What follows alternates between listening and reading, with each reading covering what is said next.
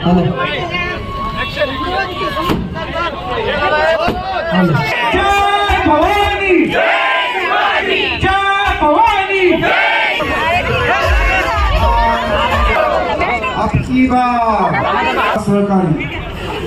सर्वांना अभिनंदन करतो।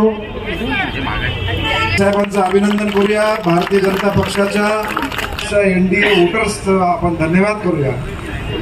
भारतीय जनता पक्षाच्या तमाम अरे जे बोलतात ना ते तर बोलत होते की सरकार येणारच नाही, पण आलं की नाही। विरोधकांचं काम आहे सरकारच्या विरोधात बोलणं, आमचं काम आहे जनतेला दिलेल्या वचनांची पूर्तता करणं।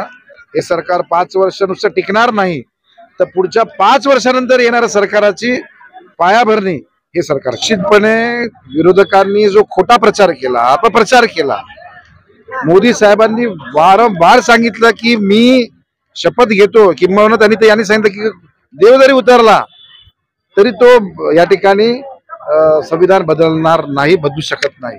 जेव्हा इतका आत्मविश्वास दिला, परंतु आम्ही कुठेतरी कमी पडलो। जनतेच्या मनामध्ये जी काही एक भीती निर्माण केली होती की संविधान बदललं जाईल 400 पार झाल्यावरती, निश्चितपणे आम्ही फार छोटे कार्यकर्ते आहोत।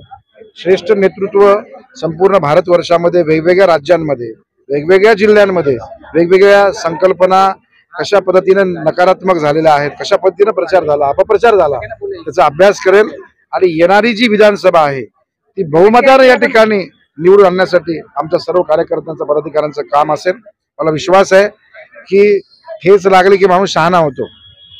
आता ठेच लागलेली आहे, आम्ही सर्व शहाणे झालेलो आहोत, समजूतदार झालेलो आहोत। मला विश्वास आहे की आता ज्या काही कुठे त्रुटी असतील, उणिवा असतील, त्या भरून काढून पुन्हा महाराष्ट्राचं सरकार माननीय नरेंद्र मोदी साहेबांच्या आशीर्वादानं या ठिकाणी देवेंद्र फडणवीस साहेब जे आमचे सर्वोच्च नेते आहेत त्यांच्या नेतृत्वाखाली आम्ही पार पाडू असं पुन्हा माननीय मोदी साहेब भारताच्या सर्वोच्च पदावरती, प्रधानमंत्री या पदावरती तिसऱ्यांदा शपथविधी समारोहाच्या माध्यमातून देशाची सेवा करण्यासाठी पूर्ण सज्ज होत आहेत।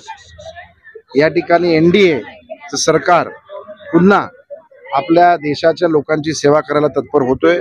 आज हा जो जल्लोष आपल्याला नवी मुंबई भारतीय जनता पक्ष परिवाराच्या वतीनं करण्याचं सर्वांनी योजलं आणि मोठ्या संख्येने बघाल की नगरसेवक, नगरसेविका, शहराचे, इतर मंडलाचे, इतर प्रकोष्ठचे पदाधिकारी या ठिकाणी येऊन त्यांनी जल्लोष केलेला आहे। एकमेकांना मिठाई वाटप करून या ठिकाणी त्यांनी आपला आनंद व्यक्त केलेला आहे।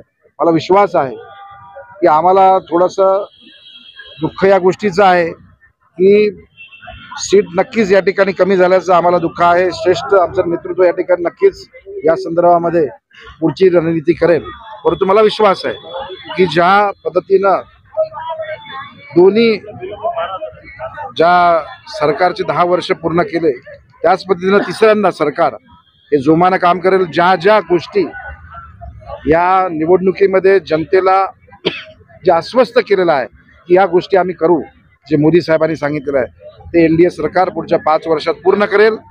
लोकांना एक विकसित भारत बनवण्याची जी संकल्पना मोदी साहेबांनी राबवलेली आहे किंवा त्यांनी सुरुवात केलेली आहे त्याची त्या ठिकाणी नीव, त्याचं जो काही बीज आहे ते रोपण या ठिकाणी आता